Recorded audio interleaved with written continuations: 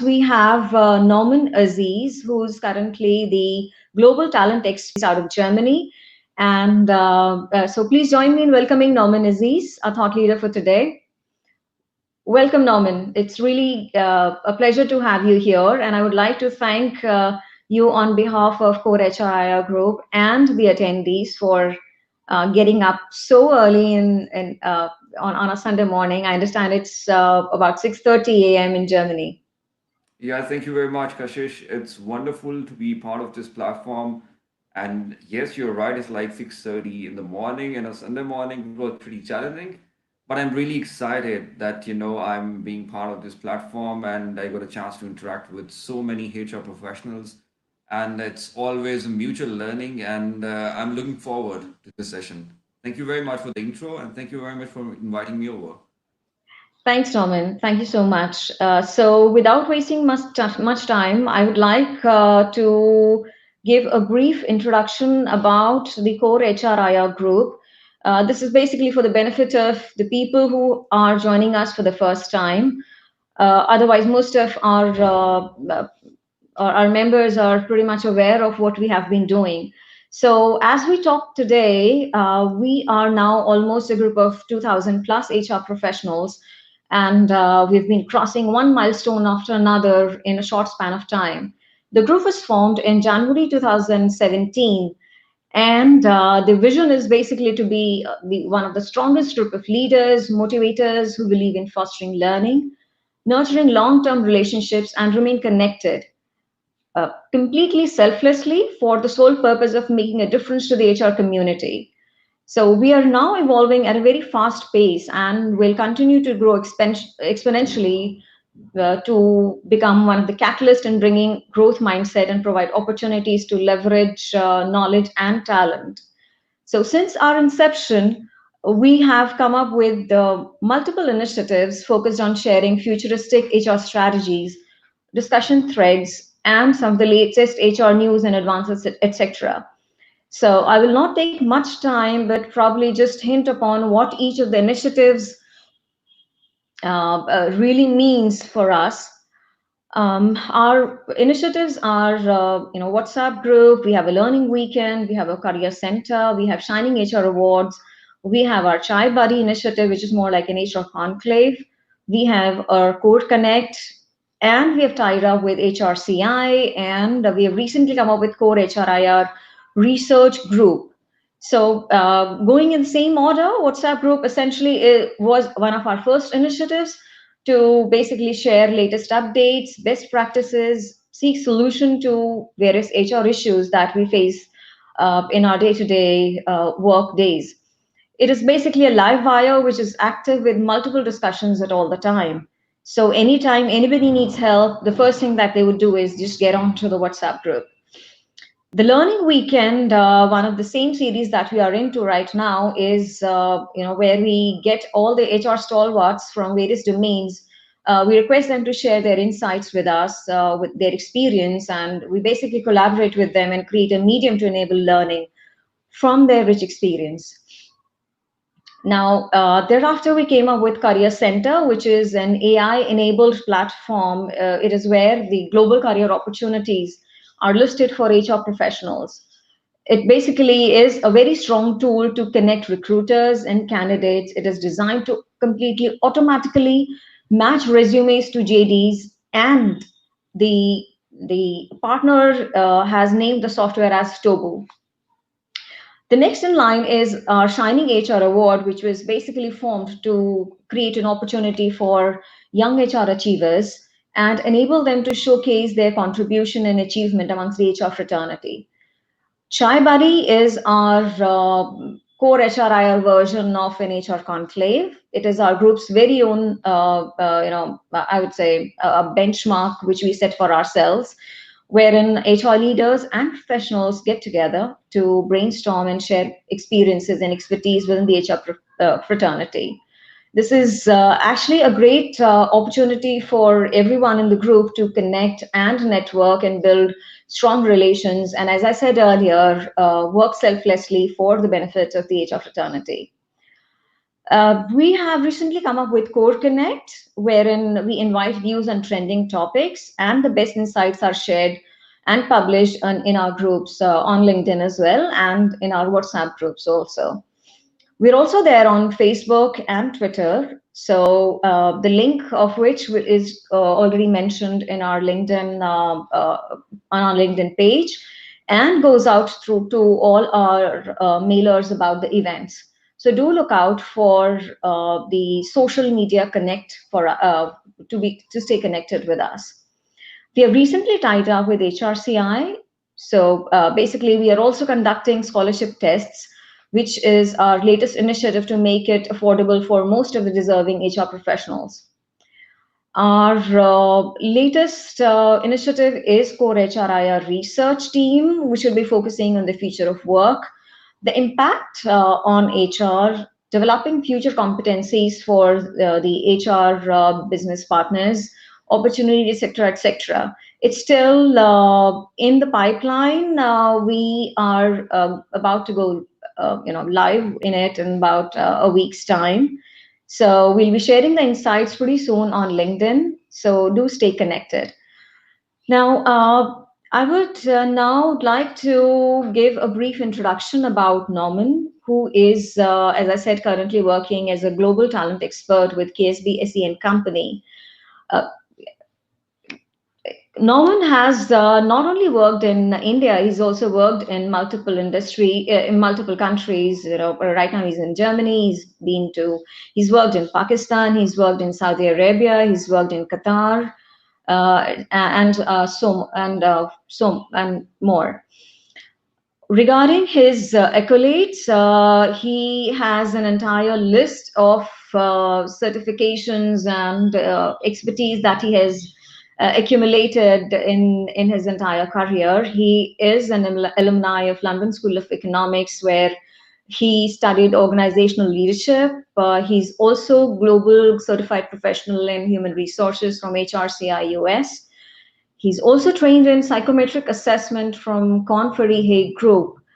And prior to working with KSB Company in Germany, he's worked with the same company in Pakistan and Saudi Arabia.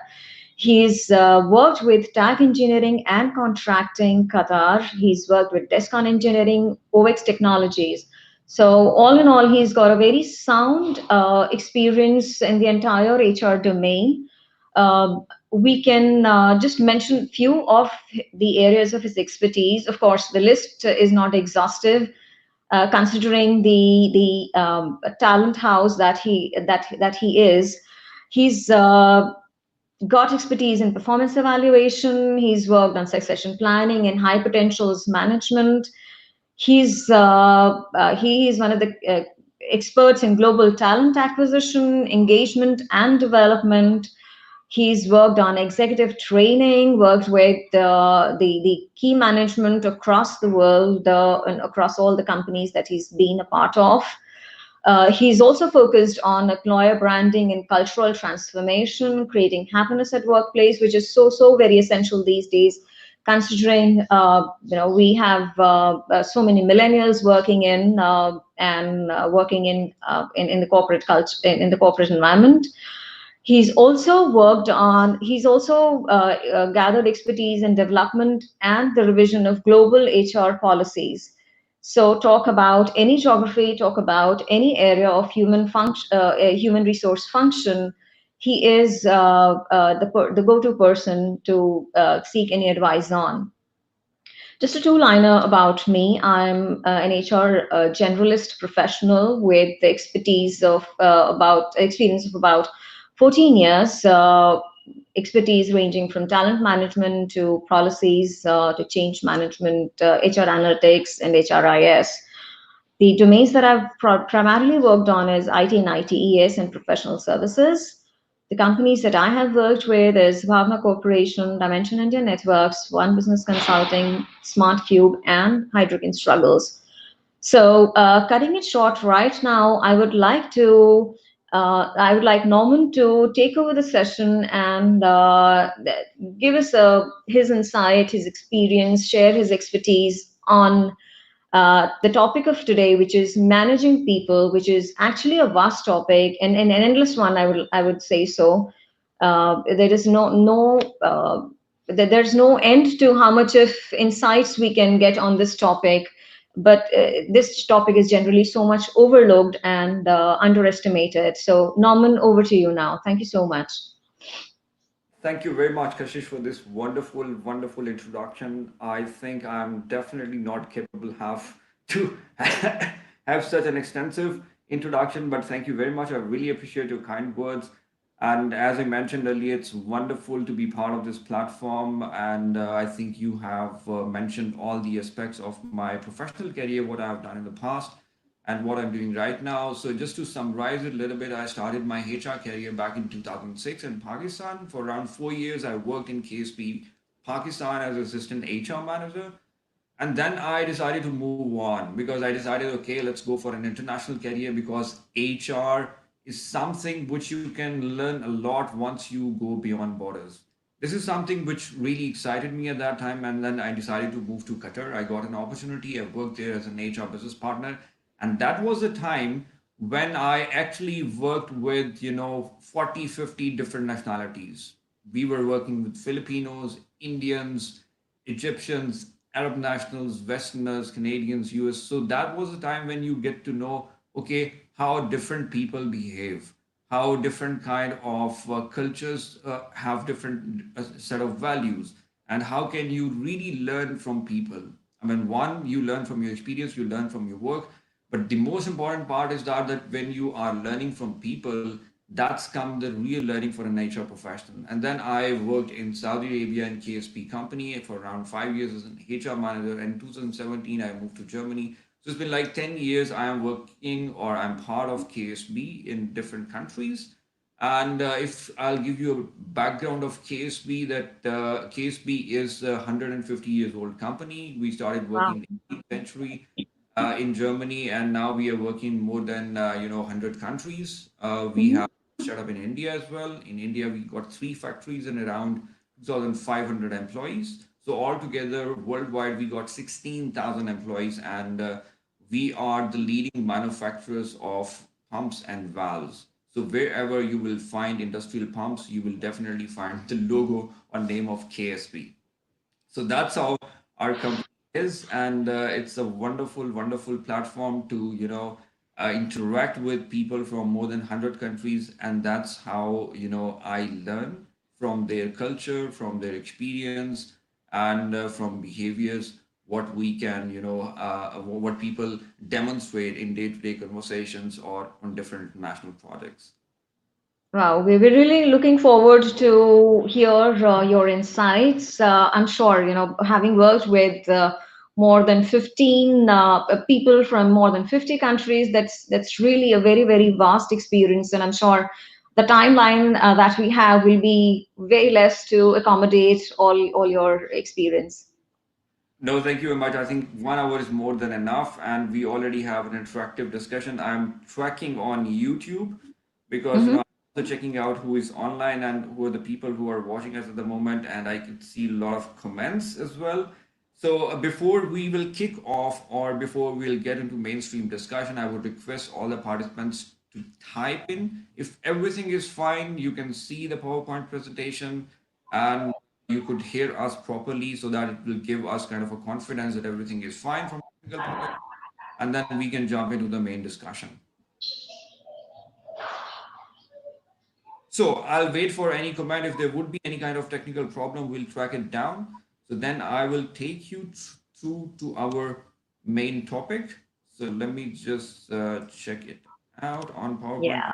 presentation. As I can see from the comments streaming in, it's essentially everything seems to be smooth and people are wishing each other. It's again, it's 11, not so early in India, but yeah. So it's a good morning from all of the attendees, all of the HR professionals, and everything seems to be going smooth. The okay. So there is one. Uh, Request the presentation, the PowerPoint presentation is slightly hazy, is So I one think you have to request. do some changes in your And dashboard because right format, now. sharing, yeah. Okay. So we are sharing three screens. So if you will share only the presentation screen, Okay. this So will be maybe you sorted and out. I can. So maybe I can go off the camera. I would remove myself from the main stream.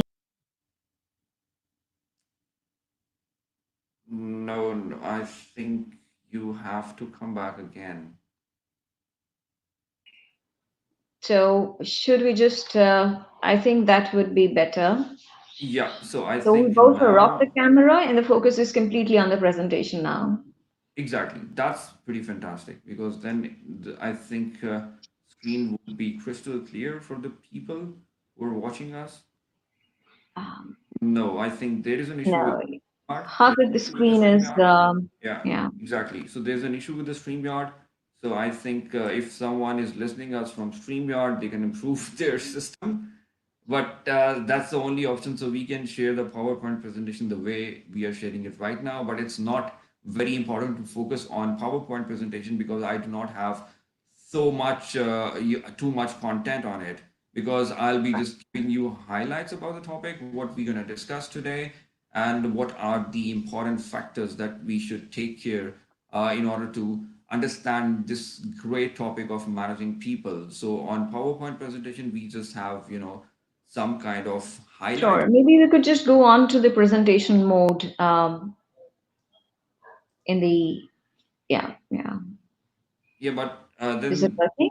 the Yeah. half of the window will be disappearing if I'll go in the presentation This mode. is fine. We're perfect now. Oh yeah, then it is Yeah, we're perfect. all right. So today we'll be discussing managing people, and it's one of the crucial topic that we come across on daily basis. And this topic is not only important for the HR professional; it's equally important for everybody who's working in the corporate world. I mean, if you are working in finance, HR, corporate IT, wherever you are working, you are a team member or you are a manager, you are managing a group of people. It's equally important to understand the behavior and the management style of the people who are working within your company. So that's why it's something which we should all know that how can we manage people, no matter we are team member or we are manager. So we'll be discussing this two aspects of managing people, which is how you can manage your manager to develop a sustainable and effective relationship, and how Mhm. can you be a great manager. Now this is something which is very interesting in my company. For example, if I am leading a team, so I am acting as a manager, so it's very important for me to understand how can I be a great manager. On the other hand, I'm reporting to someone. I am in a flash reporting structure. I'm reporting to one supervisor, or maybe I'm reporting to a couple of supervisors in a metric structure. So this is something which is really, really important for me to understand that how would I manage my bosses? And if I'm a boss, how can I manage, a team constituting of 9 to 10 people? So in manager thing, we'll be discussing the working style and leadership style. How can we share the expectations between us and our managers? And what is the significance and importance of trust and honesty? And if you are a manager, then you should really know that how can you really work on the strengths of your employees? How can you take maximum benefit from the powerful areas of the team that you have? And how can you support your teams with the help of different kind of talents? Rewarding is something which is really, really crucial. You have top performers in your team. You have A players in your team. How can you reward? How can you know twist your style of rewarding your employees so that it will create maximum engagement and you could inspire people to get things done? Earlier, it was used to there that if you're a manager, you should know the art of getting things. But now in today's world, with so much digital disruption and so many different generations in the workplace, we are talking about how can you inspire your team members to get things done. And if you would like to inspire your team members to get the things done or to achieve your shared objective, then coaching is something which is really, really crucial. cannot coach everyone with one style. So if you're a manager, you have to wear different hats. You have to modify your coaching style because it is something which is really, really subjective. So I'll take you through to our next part, which is manage your manager. A study Mhm. conducted by concluded that people quit their jobs because of a bad manager. Now it's a buzzword. It's a saying that we all know that people do not leave companies, people leave bosses. Isn't it funny that you are joining a company, but you are leaving that company because of a bad manager? So you should ask yourself, what are your efforts?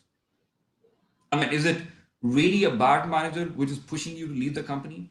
Or is it someone inside you who's not making you ready to take that challenge up front?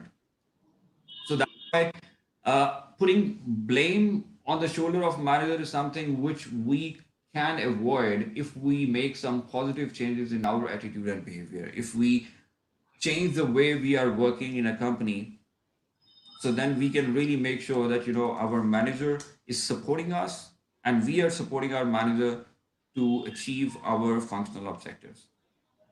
And again, there's also a study which was conducted by Randstad US, and they believe that 60% of the leavers, they considered leaving the company when they felt like that they do not have an ideal supervisor who's managing them. And all these things happen when we do not have a proper understanding, when we fail to develop a relationship between us and our manager. So this is something very crucial. When we talk about our manager, we do not talk about relationship. We always talk about a connection. When we talk about our friends, when we talk about our personal connections, then we really work on relationships.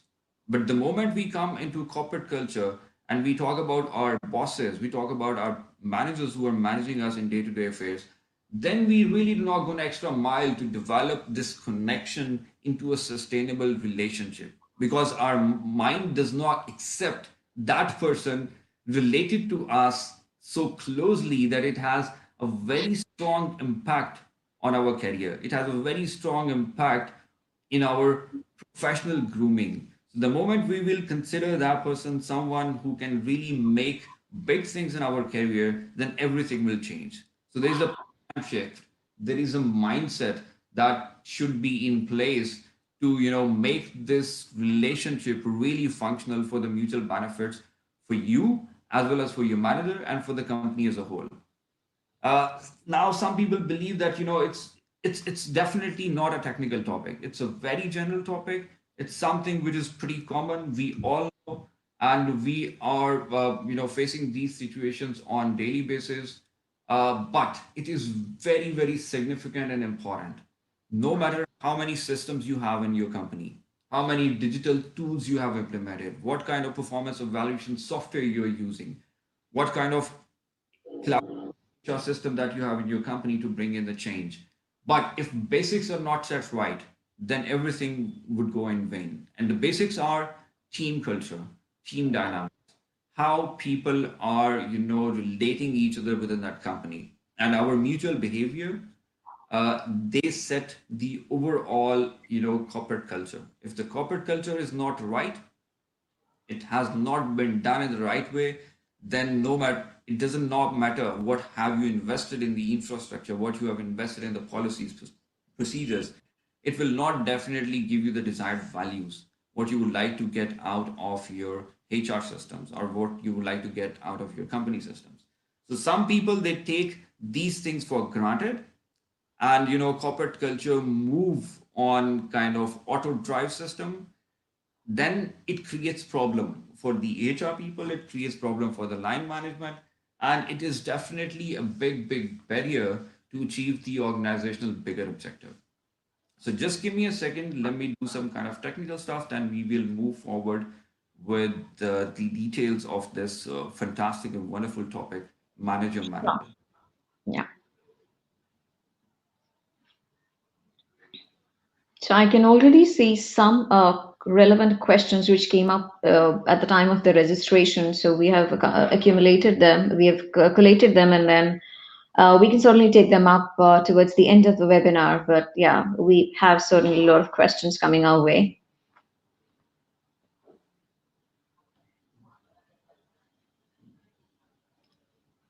So first of all, in this domain of managing your boss or managing your manager, there's an interesting book which you can read if you get some time and if you would like to dig down deep in this topic. This book called Managing Up. And managing up is something that how can you manage your hires? What kind of aspects that you should take care in these kind of specific areas? So as I mentioned, it's very, very crucial to manage your manager to develop a professional and sustainable relationship. So managing up is a vital skill for your career growth. You have a job, and it's up to you how to handle it. But as I discussed earlier, that a big part of what's going to help your career is your manager. So your manager has a lot to do with your career path and the chances and opportunities that you can come or that you can avail within your company.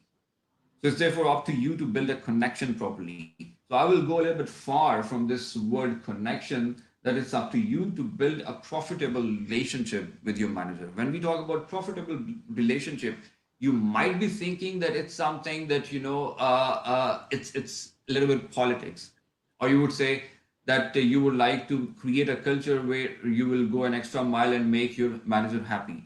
Actually, it's not something negative. It's not about politics. It's something that if a relationship is not working well, how can you believe or how can you imagine that this team gonna produce performance or this team gonna produce some results which are something can take your company forward? So the other reason which is essential in my point of view that we have gone a long way. I mean, we have put a lot of pressure and responsibility on the shoulders of managers that you are a manager, you should manage your team, forget what team is doing. And on the other hand, team is completely on the negative side, and then they have taken their bosses and managers for granted, and managers completely under pressure. They are tense and they do not know how to deal with the situation. So, and people they are not taking responsibility. So in my point of view, what I believe as an HR professional or as an employee, that my learning and development is first my priority. That is foremost reason that I am working, I am learning, and it should be my responsibility rather than I put everything on the shoulders of my line manager. So today's world is about collaboration. Still, employees are collaborators in the whole process. And when we talk about global, diverse, and multicultural workforce, as Kashish mentioned, that the workforce dynamics have completely changed. Now we have so many millennials working in our companies, and if we see the situation in India, Bangladesh, Philippines, Pakistan, these are the countries in the developing world, especially where we have a lot more young people in the corporate world. When we talk about Japan, when we talk about European market, here we have 5, 6 different generations working in corporate. So to deal with different type of people, people who belong to different generation, it becomes really really tough, and to understand that what are their working style, what is the management style of a typical generation, and according to a research done by Glassdoor, by 2025, by year 2025, 75% of the workforce will be consisting of millennials. Right. So it gonna change the dynamic, or it gonna change the overall corporate culture in a way that everybody has to modify their leadership styles. Everybody has to work on their working style. And if we are reporting to someone, so we have to understand their leadership style. And especially when we talk about digital disruption, when we talk about diverse workforce, so there are so many nationalities working under one roof. We have national culture. Beneath this national culture, every company is trying to build their corporate culture. And within this corporate culture, people are coming with their subcultures. So you can understand the complexity of this situation, that how many cultures we have in our companies at one place. And you cannot really force people to adapt to one specific set of culture. because culture is a diverse thing. It is always part of bits and pieces coming from various aspects of your life and various aspects of workforce. So that's why culture is something which is really, really complex, and it has a strong impact the way people work in the company.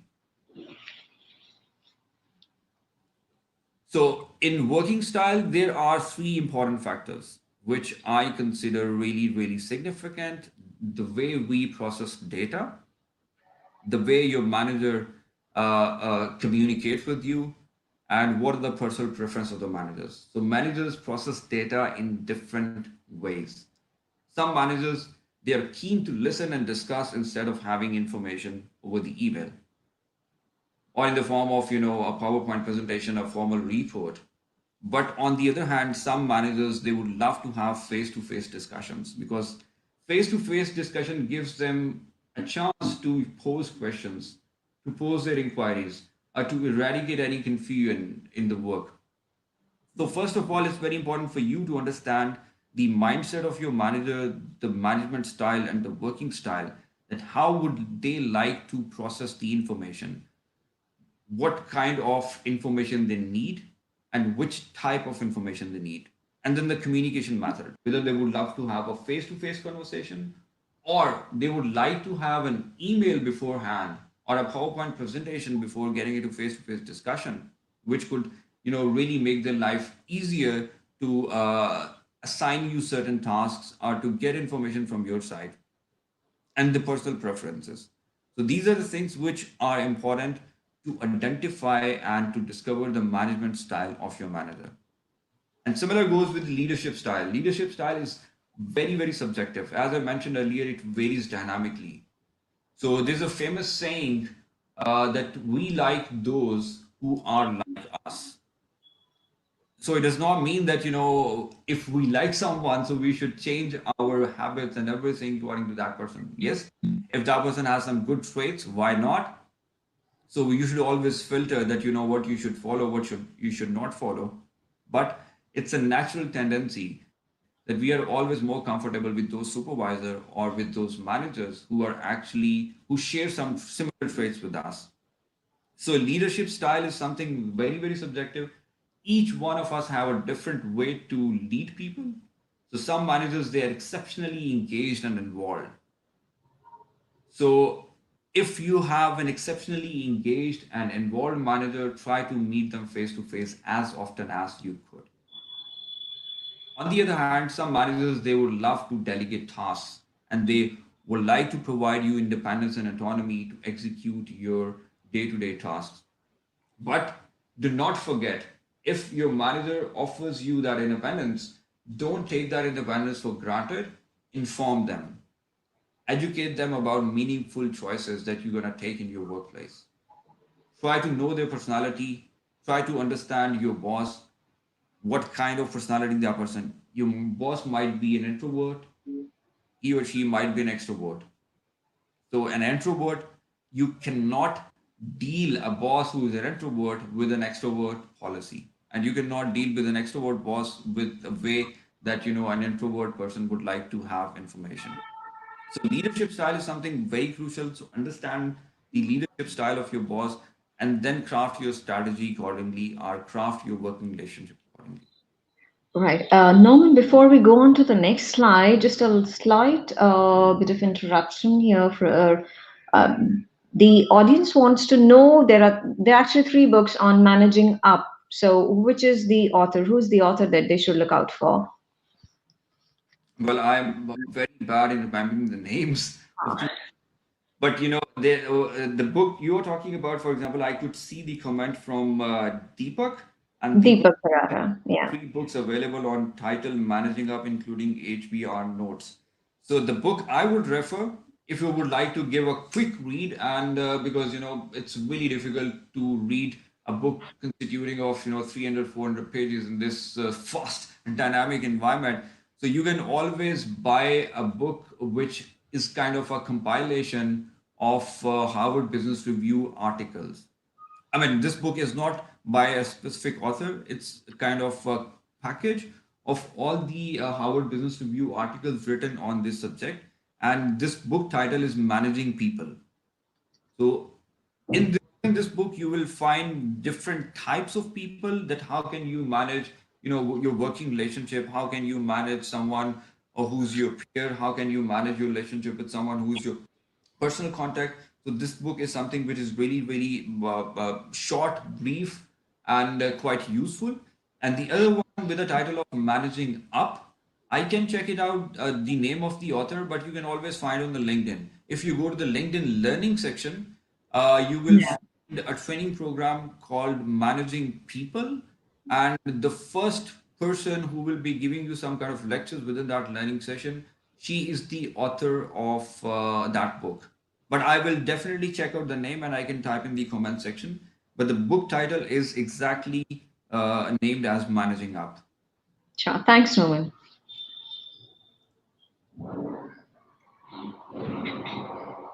So then let's move forward and discuss the associated expectations that your managers and you could be having with a team.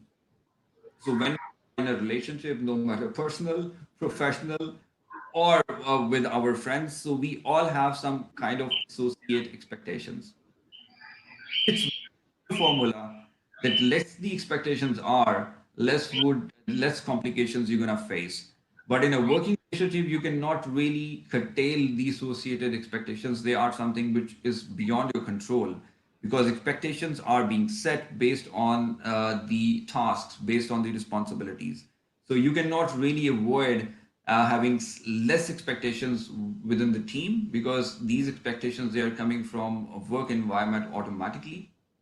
So it's really crucial and better to understand the tasks and associated expectations. Sometimes it happens that our managers, they give us clues and we try to assume. So please do not assume anything. If there is a confusion, whether it's 0.9%, try to ask questions. Ask questions, eradicate your confusions, and try to understand the task deeply. And then keep your manager informed as well. Your manager is always there, they need your help to cater work-related challenges and to achieve the functional objectives. So it cannot happen without having a proper communication. If you would like to set expectations within your team, or you would like to understand your manager's expectation from your work, then initiate conversation, initiate a dialogue. Once you initiate dialogue, then you will get to know that what he is expecting from your side, and how can you deliver these tasks in time, how can you be really solution oriented, and how can you take different initiatives. And do not underestimate the power of communication. That this is my personal experience.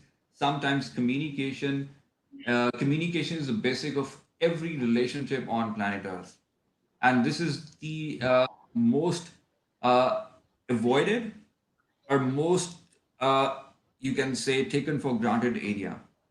So remember, if you meet the expectations of your manager, he will definitely respect your anticipations, emotions, needs within the company.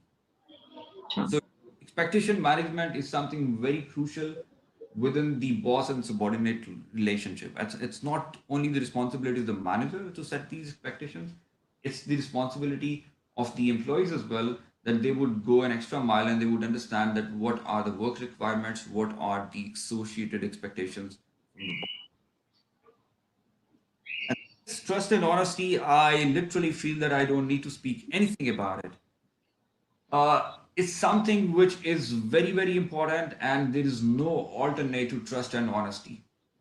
No relationship in this world can survive without the element of trust, whether it's our personal relationship, professional relationship, whether it's a relationship with our loved ones. If it lacks trust, if we are not honest within that relationship, it will definitely not work in the longer run. And what is interesting about trust, that you cannot really ask someone to trust you, or you cannot really beg someone that, please trust me. It won't work. So trust has to be earned, and it Mhm. can be earned by making, legitimate promises, by fulfilling your commitments. Shallow obligations and false liabilities, they definitely trust the trust element of trust, and they they will not do kind of positives for your relationship. So it's the big negativity that you can create within your relationship if you have false obligations or you have promises that you cannot deal with. So try to replicate what you do in your personal life. I mean, you try to fulfill promises with your friends. You try to run extra mile to manage your relationship with your loved ones. So why not with your manager? Why not with your supervisor? I mean, this is the person you are spending 8 hours a day in your office. Yeah, but at times it's almost half of the day, so it's almost half of the working life. Exactly. So half of the working life you are spending with the specific person whom you call boss. And imagine if trust is lacking in this relationship, are you both of you are not honest with each other? So then this relationship will definitely it will not help the company. It will not help you to grow personally. It will not help you to grow professionally, and it will not help the team to achieve the objectives. So try to work on this relationship, try to work on the elements of trust and honesty, and set a strong base, and then work on this relationship. So building relationship and earning trust is something which is the key in boss subordinate relationship. So I will also check out the time as well because I think we are going out of our schedule. So 30 minutes have already passed, I think.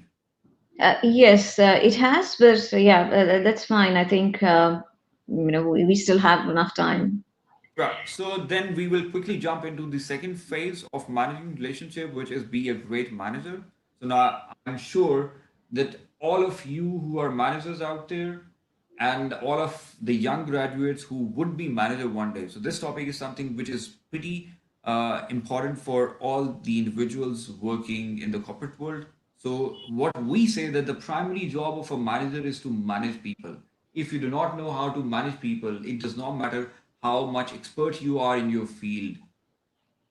And the dark side of management today is that a lot of people who are basically technical experts been assigned or they naturally get the management position. And that's the biggest thing that they lack in their portfolio, that yes, they are product experts, they have technical knowledge, they are big shots in their industry, but somehow they are not people's person.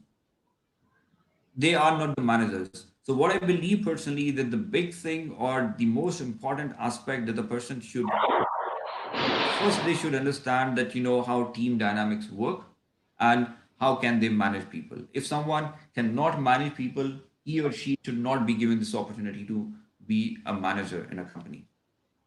Sure. How can you capitalize on these strengths of your people?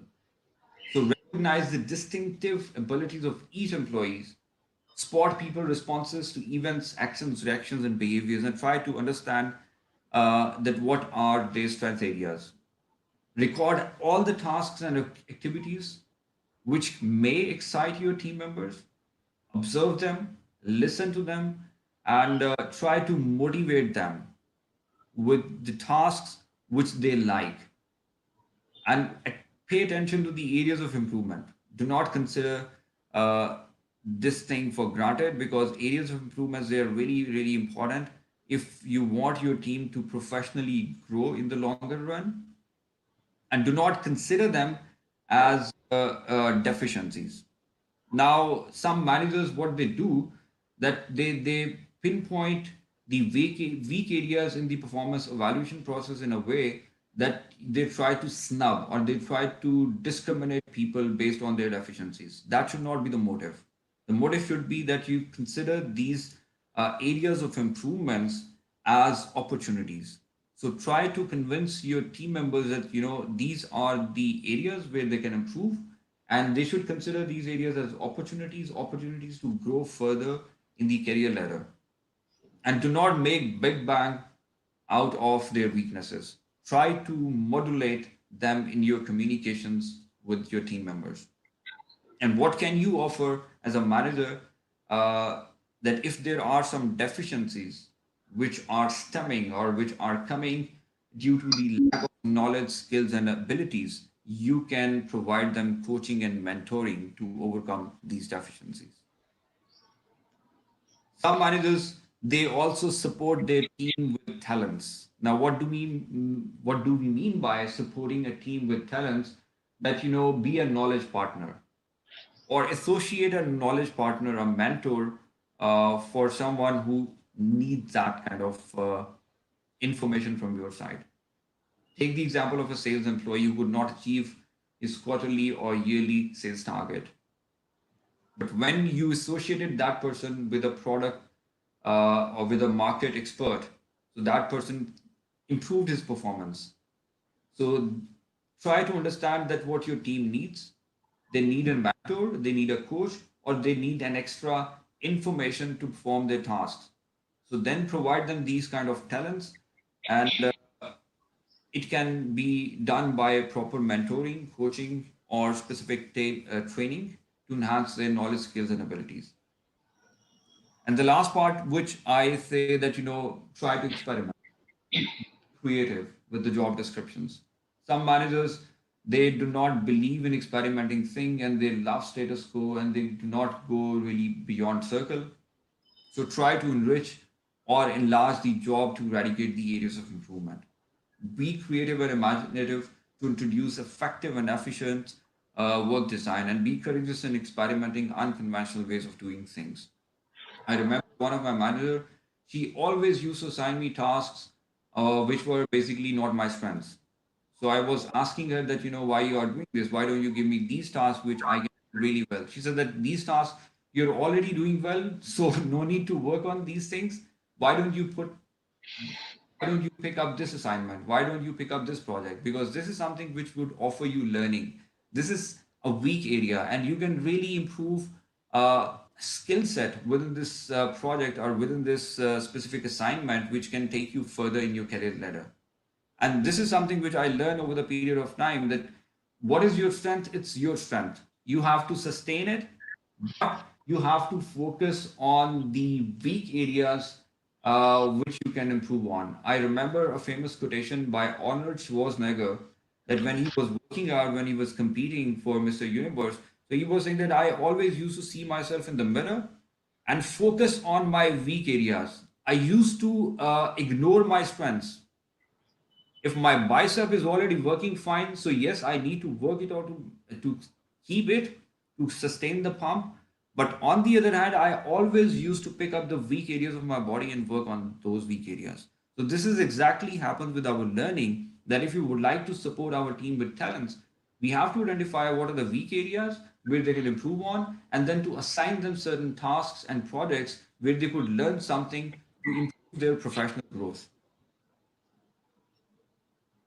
Last but not the least, rewarding your employees.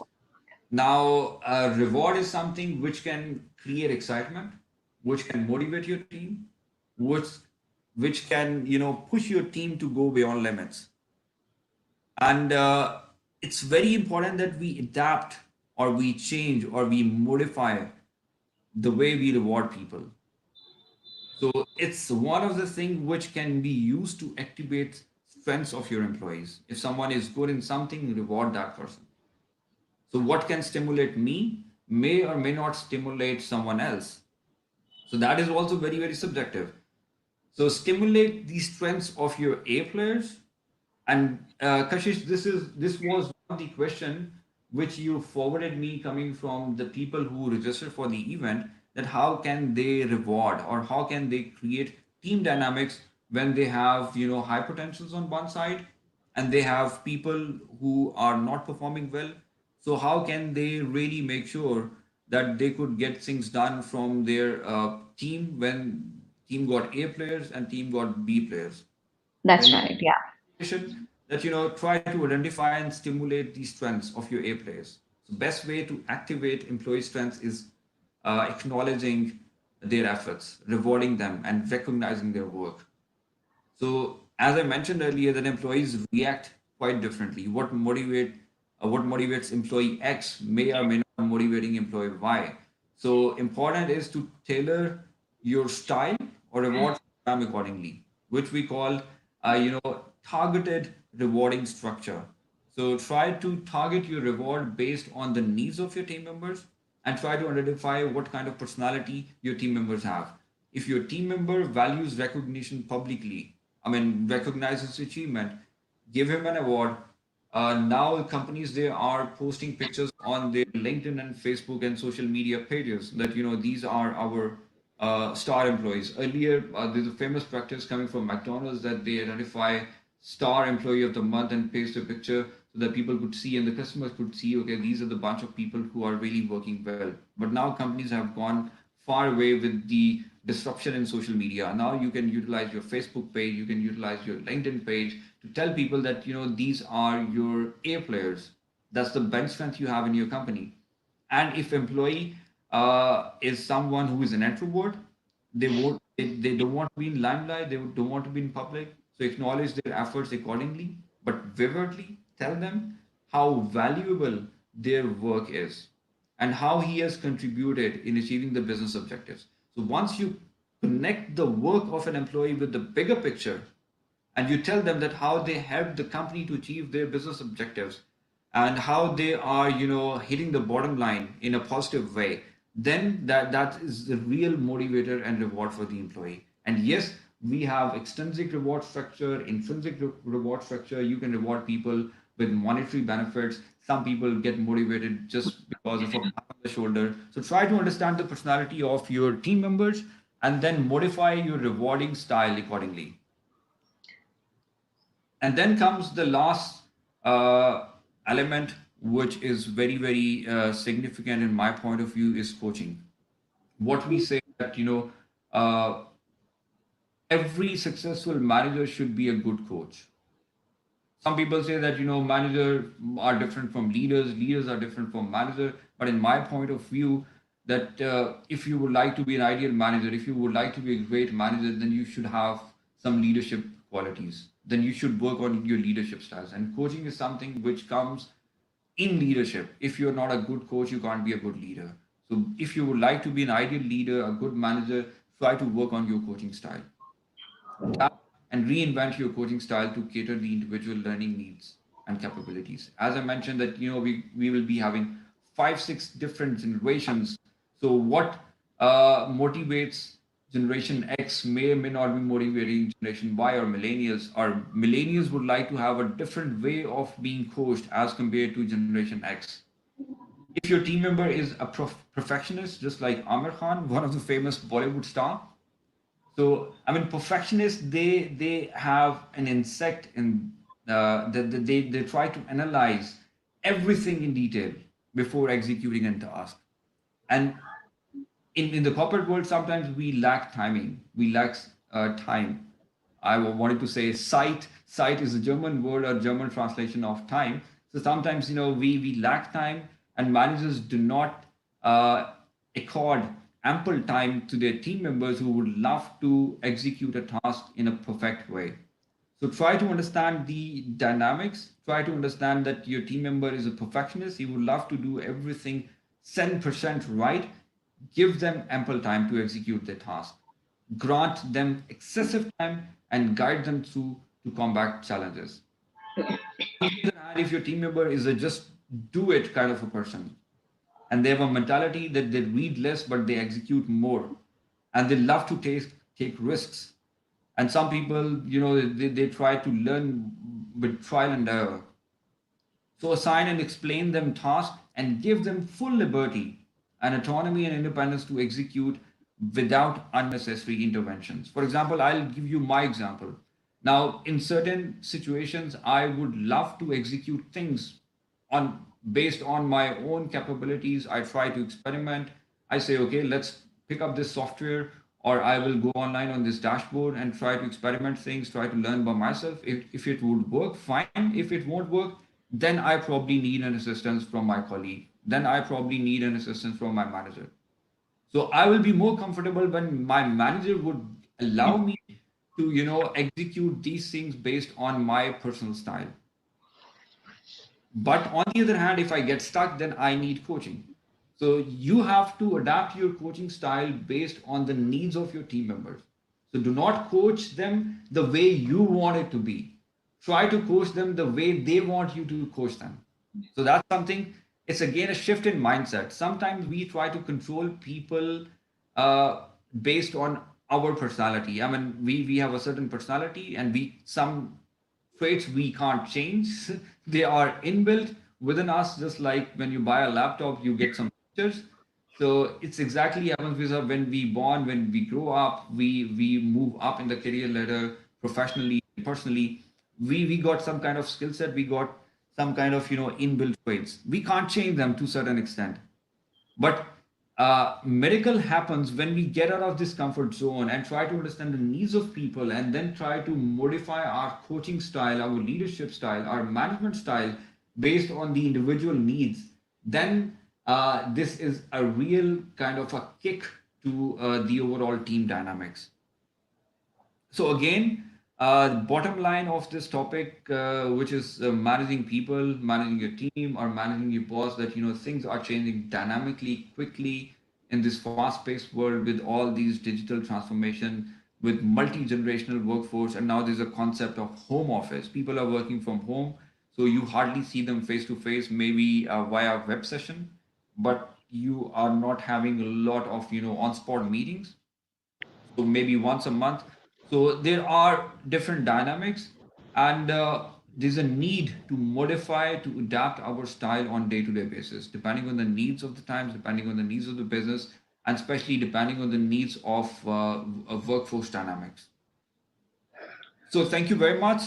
That was all about the PowerPoint presentation. I tried to be as quick as possible, but somehow I think we quickly passed 1 hour. But we can, I think, take 10 to 20 minutes. Absolutely. We can still take in questions. I'm sure there are so many questions waiting, and people have been listening very, very attentively. So I would quickly switch on to a different mode here. We're back on the camera, and the questions that have come by are as we spoke about treating the team differently. One of the questions which you have already answered was, how do I treat my team differently?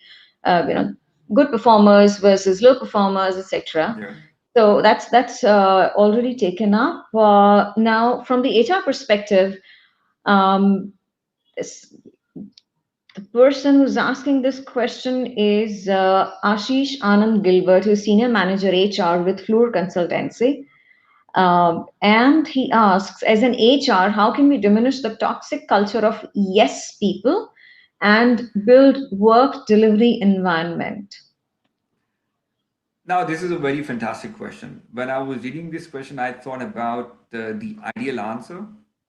And literally, there are so many answers about this topic, but there's nothing right and wrong. So, first of all, these questions, they are your questions and answers. I would try to answer this question to the best of my knowledge and ability. So first, we have to understand that what are the negatives of having a yes culture. So what happens when people say yes and they do not learn to say no without giving it a thought? If you're assigning tasks to your employees and they are just saying yes because you are assigning them, and they do not know the background, they are assuming things, they do not ask you questions, they do not participate in the discussion. So it affects the overall team dynamics, it affects the overall culture. Now, the important question is that how can we eradicate this thing as an HR professional? So I think question lies in our procedures, what we are doing today. Today we are talking about HR analytics. Today we are talking about performance evaluation performance. So many digital tools which are making these things really, really transparent. So when we implement these HR analytics, when we implement balanced scorecard strategies, so we assign certain tasks to our team members, and we treat individuals based on their performance rather than based on our personal relationships with them. So then we can, do something to eradicate this poisonous element of our culture. That if I'm a yes employee, then I will be exposed if I'll not achieve my monthly targets. if I am saying yes to my boss and I'm always, you know, singing the tune of my boss, but once my results would be transparent, they would be available in HR dashboard, and everybody knows that what are my monthly targets, what I have achieved so far. Then, by making our culture more transparent, by making our performance evaluation system, effective and based on objectives, based on KPIs, we can somehow kill the toxicness of this culture. Sure. Thanks, Norman. We have an impromptu question from Deepak Bharara, Mhm. and he is asking, how can we manage the gig employees? The gig culture has really set in. So how do we manage employees who are not really working uh, full time with us?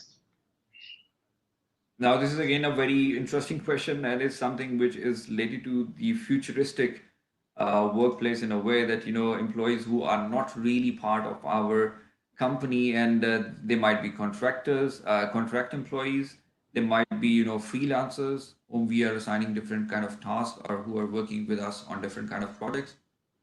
So they are basically the outliers. Yeah. So now, as an HR, we have to understand that what kind of impact they can create in our overall organization culture.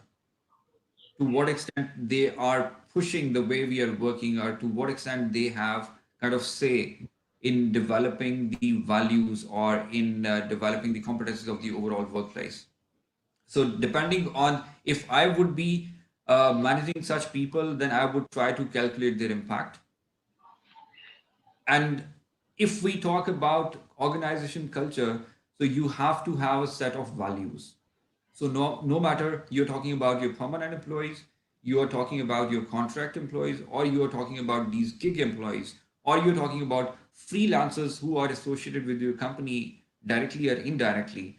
So we should have a set of values, and these values should be implementable or should be applicable on every type of employee, no matter they are your permanent or they are your contract employees. But somehow, in my point of view, we have to calculate the impact, to what extent they can sway your org culture, and then do it accordingly. Sure. Thank you so much, Raman, for answering that bit.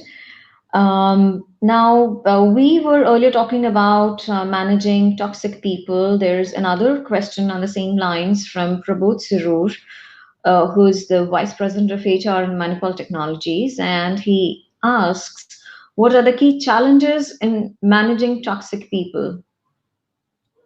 And there's another bit coming in, which is slightly similar. Is one is handling toxic people. Second is how to handle people with arrogance. So I think they both can be clubbed together. The second one comes from Ranjana Vadir, who's regional operations manager with Aon Market Research. Again, there is nothing right and wrong, and please do not consider my answers as kind of a guru's opinion on this topic, because I'm definitely not a guru of this subject. So I can answer you based on my personal experience. I can answer this question based on my learning, that if I would be in this situation, what would be my ideal response to that? So first of all, we have to identify the types of people that we have in our workplace. I mean, in HR term, you can say it your bench strength. What is your bench strength? And if you would like to use a cricketing term, because India is also a cricketing nation, so what is your dugout? So in your dugout, you have A players, which you call them high potential, high performance employees. Then there might be set of employees whom performance cannot be evaluated. They are very new. They are gig employees. They're not part of your company the way you have permanent employees, or they just joined your companies premature to identify the performance or strengths of these employees. And then you will be having people whom we call fit for purpose, who are like operational people. They cannot grow further in the career ladder, and but they are really really important for your operations. They keep the clock ticking, and you really need them. You really need these 60 to 70% of your workforce to manage your operations on day-to-day basis, and they are working on autopilot. But on the other hand, when we talk about high potential employees, you have to understand the psyche of these people. You have to understand their mindset. They would like to have something different as compared to rest of the 60-70% of your workforce. You have to provide them a dynamic career path, and you have to understand that why they are in your company and what kind of value you can associate with their work, and how your relationship, I mean boss subordinate relationship or employee employer relationship, is benefiting the whole situation. What kind of benefits you are getting out of these people, and what are you offering in return? If the return is expecting their expectations, then definitely there's a win and win situation. On the other hand, when we talk about toxic people, now, what kind of toxic people? One toxic people example was, yes employees. Then we have a culture where the people, they say yes to everything what manager is saying, and they do not challenge the status quo. They go with the flow, and they do not really add real value to the operations or to the objectives of the company. So how can we really deal with them? So again, my answer would be transparency is a solution. Try to initiate or try to make your processes, procedures, systems, and performance criteria as transparent as you could. And just try to present the results the way they are. Start with the good news, end up with the bad news, and tell them the situation. So try to be as natural as you could be. Because when we talk about trust and honesty within a relationship, so it cannot happen if we try to portray things. It cannot happen if we try to pretend someone who we are not. So try to present things the way they are. And if employee is not performing well, employee is not contributing, I mean, just be straightforward, because you are not talking about your benefit only. You are talking about their improvements. You are talking about their gray areas. You are talking about their career progression. So it all depends the way we communicate. Again, it's a buzzword. It's one of the famous saying. It's a quote everybody knows that it does not matter what you are communicating. What matters how are you communicating. So then try to work on your communication style. Try to work on your leadership style. Try to work on your management style, and try to adapt to their needs. The moment they will understand that you are talking about their needs, will change the whole scenario. It will completely change the mindset. So if someone would come to me and say that, I want you to do it because you have to do it. That's your job. That's your job description. That's why we give you the salary. Then this is something I would say, okay, fine, I will do it because I'm getting money out of it. But this is something which definitely will not excite me to give my 100%. But if someone would come and ask that, Numan, you should do it because it's important for your career growth, it's important if you would like to be manager one day, if that's important, if you would like to be a leader one day, so that's why you have to perform these tasks, you have to improve your performance, you have to work on your weaknesses, then definitely it will give some kind of ownership within myself that yes, it's something related to me, it's something which is important for me. Then you will definitely take that criticism in a different way. Okay, I'm sorry for this slight laugh that it just blurted out. Actually, Deepak Sharma sir is asking me why am I so serious. So I was actually thinking alongside, and I was just thinking that every bit of the scenarios that Norman has explained is so very realistic, and I've come across. So many of them in my day-to-day work life, and I'm sure other people would have the same feeling. So I hope, Deepak sir, that answers your question. So I tend to be serious when I'm into that work mode, so I'm kind of half into the work mode now. So coming on to the next question is from Kanchan, who's with Bayer India, and she wants to know how to lead a team without having direct reporting relationships. So she's perhaps in a scenario where she has dotted line reporting, people reporting to her on dotted line, not really direct reporting, and probably facing some issues there. Again, a very, very interesting question. Very, very interesting question. Because earlier people were talking, okay, I'm working as an expert. I do not have a team to lead. why there is a criteria of leadership competences in my performance evaluation. I mean, you must have seen a lot of performance evaluation criteria where there are some kind of leadership traits mentioned for everyone. And some people complain, oh, I do not have a team. How can I demonstrate my leadership skills? But now, if you see some job descriptions, you will find that some companies who are looking for experts, they always mention that you should have capability to lead people without having a formal leadership role. Mhm. Now, this is again a twist. uh, a layman would ask that, how can I lead someone when I am not a leader?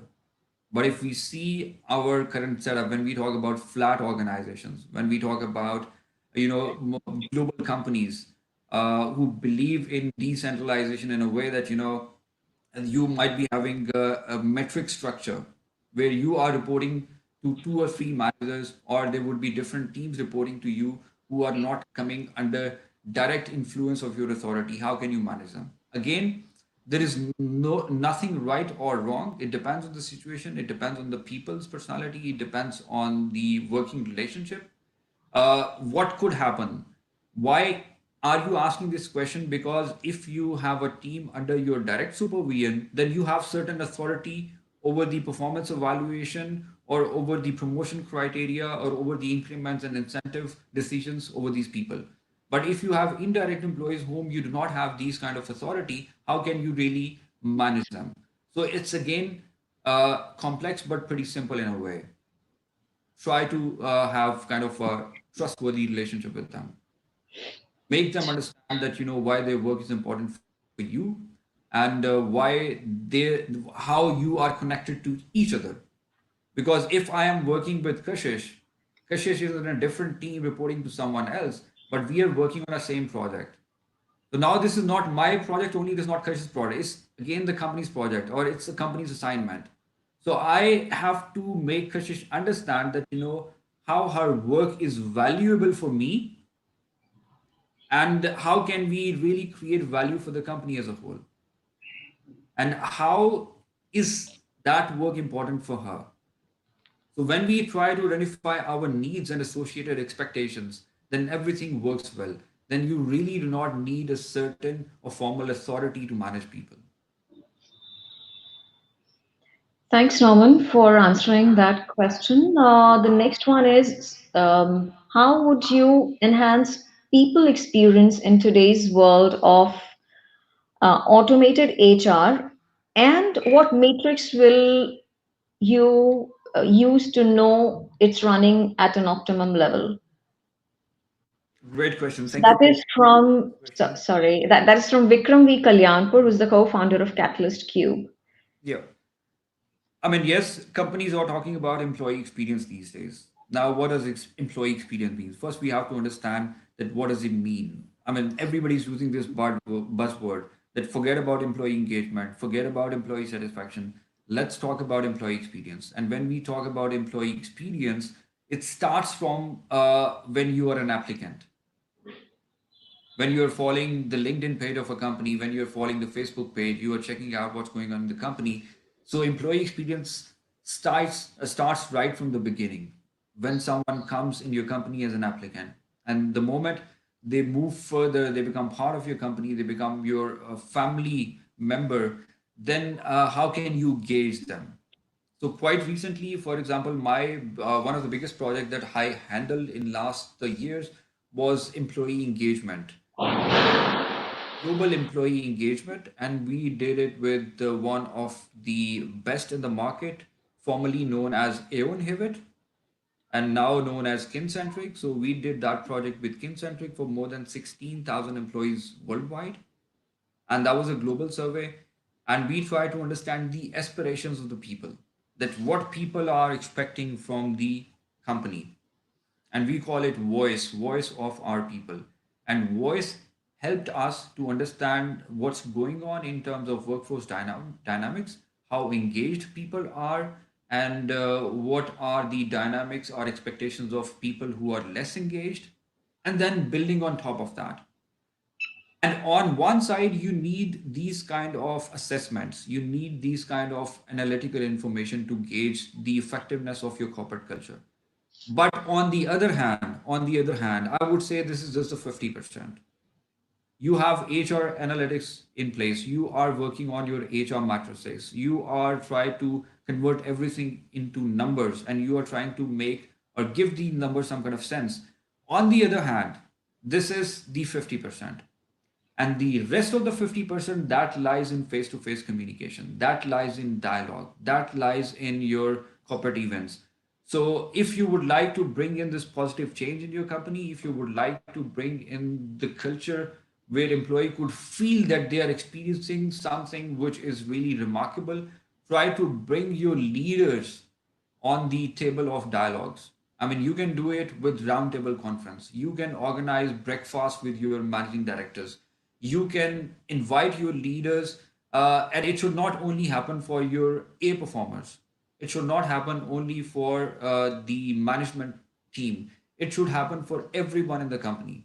When we talk about one technician working on the shop floor, if that technician is not getting the opportunity to sit right in front of the leader who's leading the company, who's the main forefront of your corporate, if that person is not getting a chance to talk with those employees, then you are killing his employees' experience. So again, the devil lies in communication, devil lies in dialogue, and forget about HR matrices. They are just presenting one side of the picture. You have this analytical data with the form of employee engagement surveys or whatever you have in place. But once you get into offline connections, what we say that, uh, uh, yeah, coming offline from online, so details lies in the offline, and offline means face to face. Get to know your people, connect them with leaders, try to organize roundtable conferences, try to organize breakfast kind of things, and there are so many things that you can implement in your company. Yeah.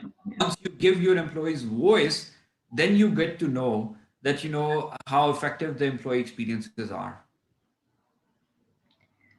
Thanks, Norman. Now there is an attempt to delve deeper into your experience. So the question is from Vikram, and he asks, what percentage of leaders have you grown from within, and how many of these were identified in a succession plan? Uh, I mean, if you ask me about my company specifically, we have two types of, you can say, portfolios.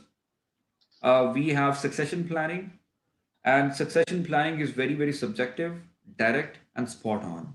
What do we mean by succession planning? That, we have some risk positions, and risk positions are the ones whom we cannot fill from the market,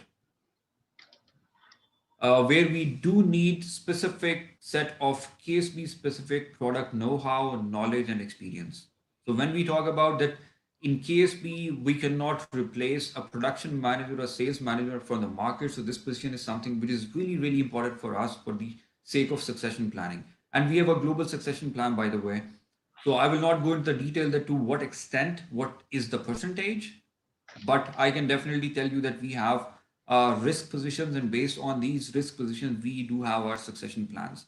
And the second category of employees that we have, we call them, up candidates, and these are basically our high performance and high potentials. So regardless of the level in which they are working, where they are, what they are doing, if they have the potential to grow up in the career ladder, if they can really become leader one day, we put them a different category, we put them completely in a different league, and we call them high performance and high potential. Again, I won't be able to disclose the percentage, that what is Yeah, the percentage, because this is something very, very company specific and confident. the Yeah. confidential information.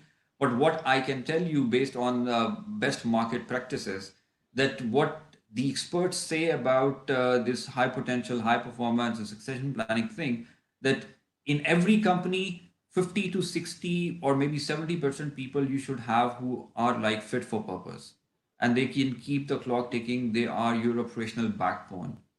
And 10 to 20%, 10 to 20% people you should have in your leadership pipeline. So if you have more than 20% people in your leadership pipeline, it means that you have so many leaders in your workforce.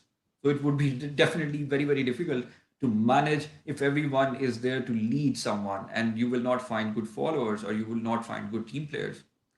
So maximum 10 to 20% you should have A players or leadership staff or leadership, which we call cream, you should have in your workforce.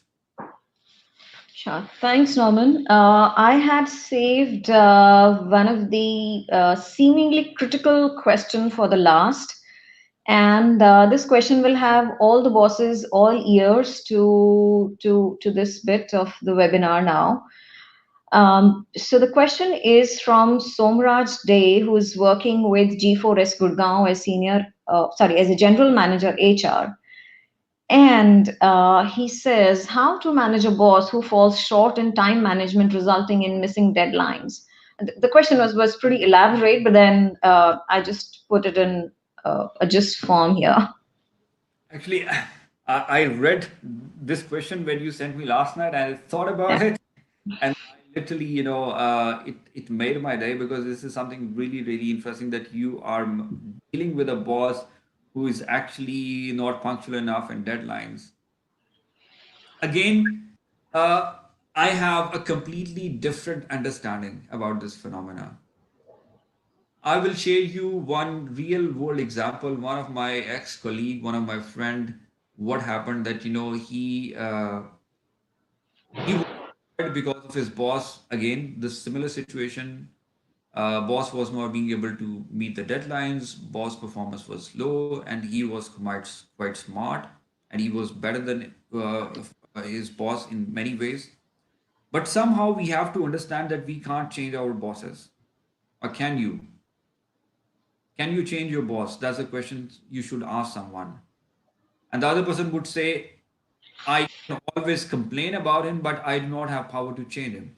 So somehow we inherit. So that's why people say that when you are going for an interview, do not choose a company, choose your boss, because it's so, so important. And if your boss lack these kind of traits, that he's not punctual, he's falling short. So again, you can't change your boss. So what you are doing it for your boss, and ultimately he's accountable for the overall departmental objectives.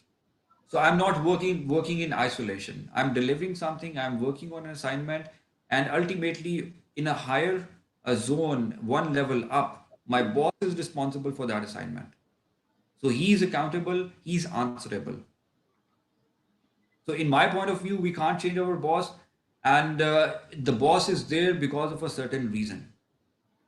We did not promote him. We did not select him. He has been selected by the management. He has been selected by the company, and that person is there because of a certain reason. And he or she is definitely adding a value to something. That's why he or she is sitting over there. So, in my opinion, if that is the case, then just try to be as good as you could be with your boss. Try to support him. Try to identify, whether he's falling off. He's not being able to meet the deadlines, or performance is lagging behind because of personal reasons. Try to understand those personal reasons. Maybe he or she needs your support. He or she needs extra work from your side. So try to understand that why it's happening, and if you could support your boss, just do it.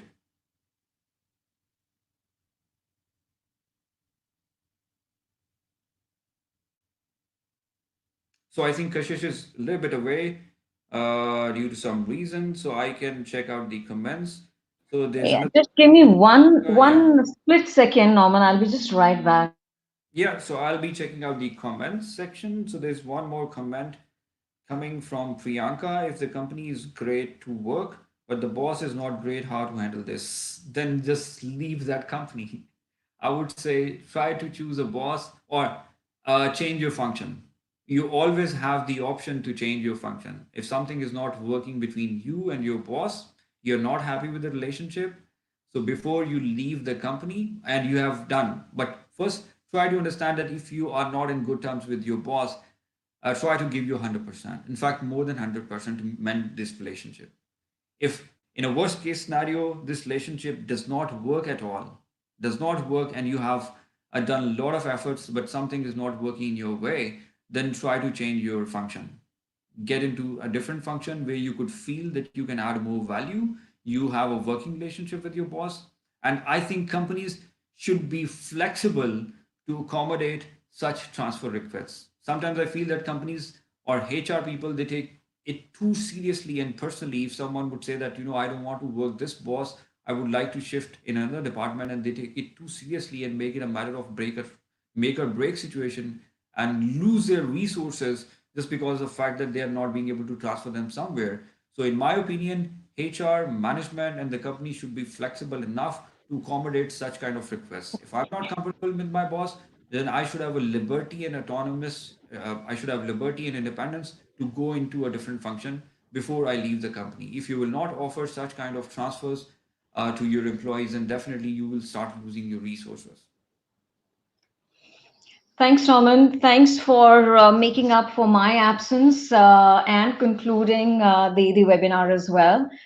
So I would really like to thank Norman for taking out time on a Sunday early morning, which is which is so very difficult to manage, 6:30 a.m. German time.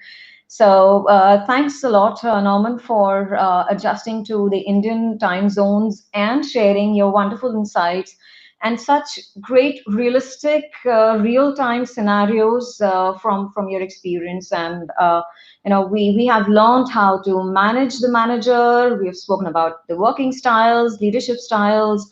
How do we manage the expectations, trust and honesty bit, being a great manager? It was really wonderful insight, and we tend to miss out so many of these things just because we do not give enough weightage. So much said about it. I think this video would be there on LinkedIn for and YouTube for everyone to refer back to in case they want to just go back and get into the details once again. So, apart from Norman, I would like to thank the entire core HRIR team who has been making this happen and for believing in me. I think this is after a long time that I've come back come back to hosting a webinar, and it really means quite something to be back here again. And so there are a lot of people who've been working in the back end. I'd like to thank all of them. Without them, the entire stream of initiatives wouldn't have been possible, and core HRIR wouldn't have been where we have reached. So thanks a lot once again, and I really wish all of you a very happy Sunday, the half day that's left of it, probably slightly more for Norman. And from tomorrow onwards, it's the daily grind from Monday onwards. So manage your managers, manage your team, stay happy. Happiness at workplace should be the motto for all the HR professionals.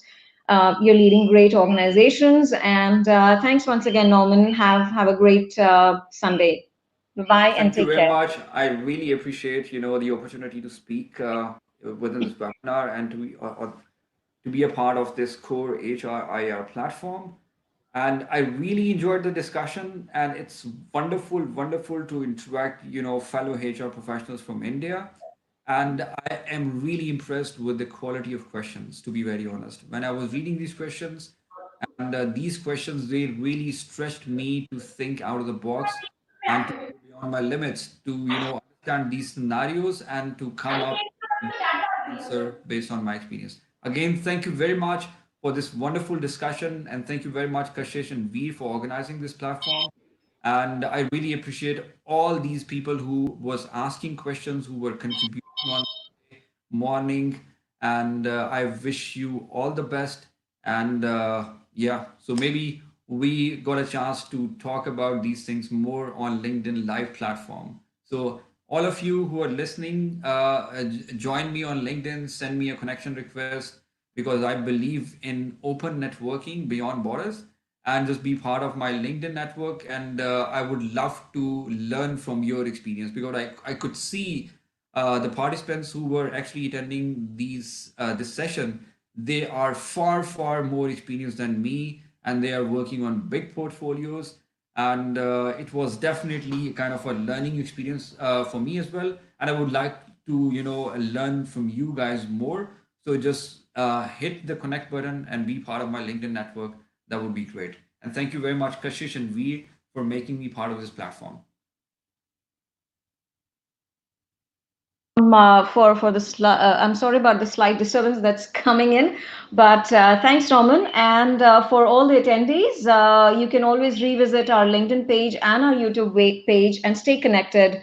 Let's stay together and make it a different experience for the entire HR community. Thank you. Bye bye.